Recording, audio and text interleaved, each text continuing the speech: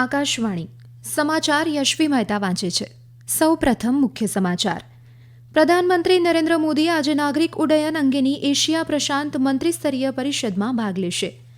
સંરક્ષણ મંત્રી રાજનાથસિંહે જોધપુરમાં તરંગ શક્તિ કવાયતનું નિરીક્ષણ કર્યું. હરિયાણા અને કાશ્મીર વિધાનસભાની ચૂંટણી માટે ઉમેદવારી પત્ર ભરવાનો આજે અંતિમ દિવસ. બાંગ્લાદેશમાં વચગાળાની સરકારે બંધારણ સહિતના મુખ્ય ક્ષેત્રમાં સુધારો લાવવા 6 કમિશનની રચના કરી. હવામાન વિભાગે આગામી 4 દિવસ દરમિયાન દેશના 19 રાજ્યમાં અતિભારે વરસાદની આગાહી કરી છે અને એશિયન ક્રિકેટ કાઉન્સિલે મહિલા અંડર-19 T20 એશિયા કપની જાહેરાત કરી છે. સમાચાર વિગતવાર. પ્રધાનમંત્રી નરેન્દ્ર મોદી આજે નવી દિલ્હીમાં ભારત મંડપમ ખાતે નાગરિક ઉડ્ડયન અંગેની બીજી એશિયા પ્રશાંત મંત્રીસ્તરીય પરિષદમાં ભાગ લેશે. આ પ્રસંગે તેઓ સભાને પણ સંબોધિત કરશે. પ્રધાનમંત્રી તમામ સભ્ય દેશ દ્વારા દિલ્હી ઘોષણાપત્રને અપનાવવાની જાહેરાત પણ કરશે. દિલ્હી ઘોષણાપત્ર એ એશિયા પ્રશાંત ક્ષેત્રમાં ઉડ્ડયન ક્ષેત્રને નવી ઊંચાઈ પર લઈ જવા માટેની મહત્વાકાંક્ષી યોજના છે. આ પરિષદ અને દિલ્હી ઘોષણાપત્રનો સ્વીકાર એશિયા પ્રશાંત દેશના નાગરિક ઉડ્ડયન ક્ષેત્રમાં સલામતી અને સાતત્યતાને આગળ ધપાવવાની દિશામાં મહત્વપૂર્ણ પગલું છે. આ પરિષદનું આયોજન નાગરિક ઉડ્ડયન મંત્રાલય દ્વારા આંતરરાષ્ટ્રીય નાગરિક ઉડ્ડયન સંગઠનના સહયોગથી કરવામાં આવી રહ્યું છે.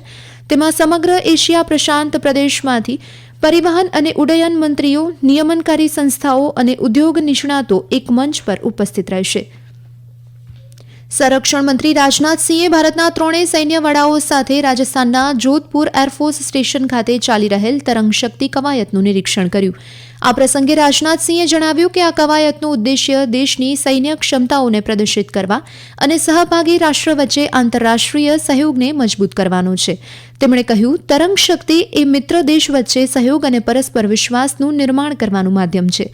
જોધપુર ખાતે સંરક્ષણ ઉડ્ડયન પ્રદર્શનની આ આવૃત્તિ શનિવાર સુધી યોજાવાની છે, જેમાં ઉદ્યોગો મોટી સંખ્યામાં ભાગ લઈ રહ્યા છે. પ્રદર્શનમાં સંરક્ષણ ઉત્પાદનો અને ટેકનોલોજી રજૂ કરવામાં આવશે. મહારાષ્ટ્રમાં ગઈકાલે લાખો ભક્તોએ ગણપતિ બાપ્પાને વિદાય આપી. રાજ્યપાલ CP રાધાકૃષ્ણનના નિવાસસ્થાને સ્થાપિત ઇકો ફ્રેન્ડલી ગણેશજીનું રાજભવન ખાતેના કૃત્રિમ તળાવમાં વિસર્જન કરવામાં આવ્યું હતું. માટીમાંથી બનેલી આ મૂર્તિ નાસિક સેન્ટ્રલ જેલના એક કેદી દ્વારા બનાવવામાં આવી હતી. મુંબઈમાં 5 દિવસના ગણેશ ઉત્સવ બાદ 38,000થી વધુ ગણેશ મૂર્તિઓનું વિસર્જન કરવામાં આવ્યું હતું, જેમાંથી 37,000થી વધુ ઘરગથ્થુ અને 1,000થી વધુ સાર્વજનિક ગણેશ મંડળના ગણપતિ હતા.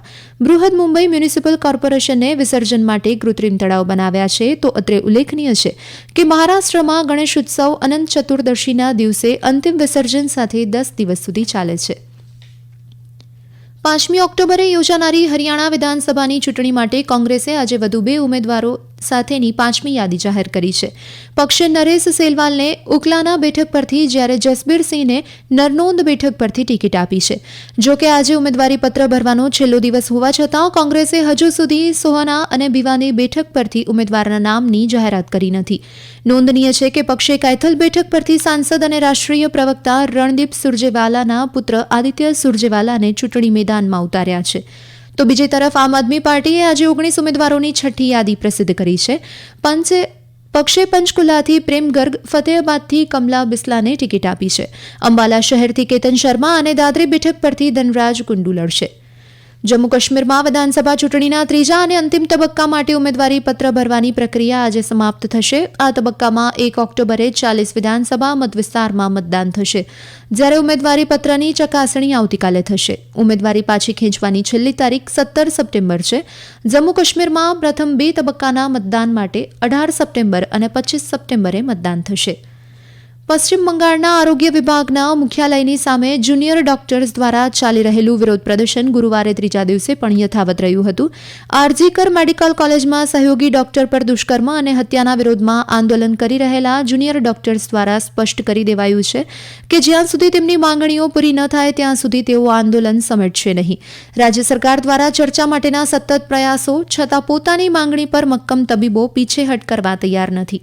સરકારને ડોક્ટરે સ્પષ્ટપણે કહ્યું કે તેમની 4 મુદ્દાની શરતો સ્વીકાર્યા પછી જ ચર્ચા કરાશે.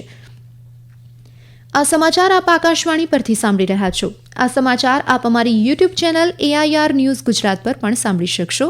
વધુ સમાચાર માટે આપ અમારા ટ્વિટર હેન્ડલ AIR News_ABAD ને ફોલો કરી શકો છો. બાંગ્લાદેશમાં વચગાળાની સરકારે બંધારણ સહિત 6 મુખ્ય ક્ષેત્રમાં સુધારા લાવવા માટે 6 કમિશનની રચના કરવાની જાહેરાત કરી છે. મુખ્ય સલાહકાર પ્રોફેસર મુહમ્મદ યુનુસે ગઈકાલે સાંજે રાષ્ટ્રને સંબોધિત કરતા જણાવ્યું હતું કે બંધારણ, ચૂંટણી પ્રણાલી, ન્યાયતંત્ર, પોલીસ, ભ્રષ્ટાચાર વિરોધી આયોગ અને જાહેર વહીવટ આ 6 ક્ષેત્રના કમિશનની રચના કરાઈ છે. શ્રી યુનુસે વધુમાં જણાવ્યું કે આ કમિશનના વડા તરીકે 6 પ્રતિષ્ઠિત નાગરિકોની નિમણૂક કરવામાં આવી છે. નોંધનીય છે કે કમિશનના અહેવાલના આધારે સરકાર આગામી તબક્કે મુખ્ય રાજકીય પક્ષો સાથે ચર્ચા વિચારણા કરશે. જમ્મુ અને કાશ્મીરમાં સલામતી દળોએ એક ઓપરેશનમાં ઉત્તર કાશ્મીરના કુપવાડા જિલ્લામાંથી મોટી માત્રામાં દારૂગોળો અને વિસ્ફોટનો જથ્થો જપ્ત કર્યો છે. ચોક્કસ બાતમીના આધારે કુપવાડાના કેરન સેક્ટરમાં સેના અને જમ્મુ અને કાશ્મીર પોલીસ દ્વારા સંયુક્ત ઓપરેશન કરવામાં આવ્યું હતું, જેમાં હથિયારનો મોટો જથ્થો જપ્ત કરવામાં આવ્યો હતો, જેમાં AK-47 round hand grenade, RPG round અને ઇમ્પ્રોવાઇઝડ એક્સપ્લોઝિવ ડિવાઇસનો સમાવેશ થાય છે. સંરક્ષણ પ્રવક્તા અનુસાર કેન્દ્ર શાસિત પ્રદેશમાં વર્તમાન સુરક્ષા સ્થિતિ અને આગામી સમયની મહત્વપૂર્ણ ઘટનાઓને ધ્યાનમાં રાખીને શસ્ત્રની આ જપ્તી નોંધપાત્ર છે. જમ્મુ અને કાશ્મીરમાં તૈનાત એક ખાસ ચૂંટણી નિરીક્ષકે આપેલી બાતમીના આધારે આ અભિયાન હાથ ધરવામાં આવ્યું હતું. જમ્મુ કાશ્મીરના કઠુઆ જિલ્લામાં ગઈકાલે સલામતી દળો સાથેની અથડામણમાં 2 આતંકવાદી માર્યા ગયા હતા. સેનાના rising star corps social media પોસ્ટમાં જણાવ્યું હતું કે જમ્મુ ડિવિઝનમાં ઉધમપુર અને કઠુઆ જિલ્લાની સરહદ પર બસંતગઢના ઉપરના ભાગમાં સલામતી દળો અને આતંકવાદીઓ વચ્ચે વહેલી સવારે ગોળીબાર થયો હતો. આ વિસ્તારમાં આતંકવાદીઓ છુપાયા હોવાની બાતમી મળતા જ સલામતી કર્મીઓ બસંતગઢ પહોંચ્યા હતા અને વિસ્તારને કોર્ડન કરી લીધું હતું. છુપાયેલા આતંકવાદીઓએ જવાન પર ગોળીબાર કર્યો હતો, જેના પગલે સુરક્ષા દળોએ કરેલી જવાબી કાર્યવાહીમાં 2 આતંકવાદીઓ માર્યા ગયા હતા. ભારતીય હવામાન વિભાગે આગામી 4 દિવસ દરમિયાન દેશના 19 રાજ્યમાં અતિભારે અને મધ્યપ્રદેશ, મહારાષ્ટ્ર અને ઉત્તર પ્રદેશમાં ભારે વરસાદની આગાહી કરી છે. આવતીકાલે બિહાર, ઓરિસ્સા, ઝારખંડ, નાગાલેન્ડ, મણિપુર, મિઝોરમ અને ત્રિપુરામાં પણ ભારે વરસાદની સંભાવના છે. હવામાન ખાતાએ જણાવ્યું હતું કે અઠવાડિયા દરમિયાન મધ્ય ભારત, કોંકણ, ગોવા અને ગુજરાતમાં હળવાથી મધ્યમ વરસાદની સંભાવના છે. આ દરમિયાન દિલ્હી અને તેની આસપાસના વિસ્તારમાં ગઈ મોડી રાતથી હળવાથી મધ્યમ વરસાદ થઈ રહ્યો છે.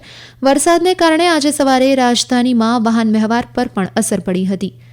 હિમાચલ પ્રદેશના સંજૌલી વિસ્તારમાં એક મસ્જિદના ગેરકાનૂની ભાગને તોડી પાડવાની માંગણી કરી રહેલા દેખાવકારોના સમર્થનમાં રાજ્યના અનેક ભાગોમાં વેપારી એકમ બંધ રહ્યા હતા.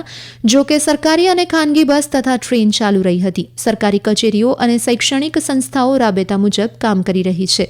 ઉલ્લેખનીય છે કે ગઈકાલે દેખાવકારો શેરીઓમાં આવી ગયા હતા અને બેરિકેડ તોડી પોલીસ સાથે સંઘર્ષમાં ઉતર્યા હતા. આજે સવારે 10 થી બપોરના 1 વાગ્યા સુધીના બંધ દરમિયાન મોટાભાગની ખાનગી હોટલ, રેસ્ટોરન્ટ અને દુકાન બંધ રહ્યા હતા. સિમલા વ્યાપાર મંડળના પ્રમુખ સંજીવ ઠાકુરે જણાવ્યું હતું કે શહેરમાં વેપાર ધંધા સંપૂર્ણપણે બંધ રહ્યા હતા. મહિલા ક્રિકેટને પ્રોત્સાહન આપવાના એક મહત્વપૂર્ણ પગલામાં એશિયન ક્રિકેટ કાઉન્સિલ ACCએ મહિલા અંડર-19 T20 એશિયા કપની શરૂઆતની સત્તાવાર જાહેરાત કરી છે. મલેશિયાના કુઆલાલંપુરમાં ACCની એક્ઝિક્યુટિવ બોર્ડની બેઠક દરમિયાન આ મહત્વપૂર્ણ નિર્ણય લેવામાં આવ્યો હતો. ACCએ એક સત્તાવાર યાદીમાં પુષ્ટિ કરી છે કે મહિલા અંડર-19 એશિયા કપ દ્વિવાર્ષિક રૂપે યોજવામાં આવશે. દરેક ICC મહિલા અંડર-19 વિશ્વકપ પહેલાની મુખ્ય તૈયારી ધરાવતી ટુર્નામેન્ટ તરીકે તેને સ્થાન આપવામાં આવશે. ટુર્નામેન્ટનો હેતુ એશિયામાં ઉભરતી મહિલા ક્રિકેટરને આંતરરાષ્ટ્રીય મંચ પર સ્પર્ધા કરવાની તક આપીને અનુભવ પ્રદાન કરવાનો છે. અંતમાં મુખ્ય સમાચાર ફરી એકવાર. પ્રધાનમંત્રી નરેન્દ્ર મોદી આજે નાગરિક ઉડ્ડયન અંગેની એશિયા પ્રશાંત મંત્રીસ્તરીય પરિષદમાં ભાગ લેશે. સંરક્ષણ મંત્રી રાજનાથસિંહે જોધપુરમાં તરંગ શક્તિ કવાયતનું નિરીક્ષણ કર્યું. હરિયાણા અને કાશ્મીર વિધાનસભાની ચૂંટણી માટે ઉમેદવારી પત્ર ભરવાનો આજે અંતિમ દિવસ. બાંગ્લાદેશમાં વચગાળાની સરકારે બંધારણ સહિતના મુખ્ય ક્ષેત્રમાં સુધારો લાવવા 6 કમિશનની રચના કરી. હવામાન વિભાગે આગામી 4 દિવસ દરમિયાન દેશના 19 રાજ્યમાં અતિભારે વરસાદની આગાહી કરી છે. અને એશિયન ક્રિકેટ કાઉન્સિલે મહિલા અંડર-19 T20 એશિયા કપની જાહેરાત કરી છે. આ સાથે જ આકાશવાણી પરથી સમાચાર પૂરા થયા. નમસ્કાર.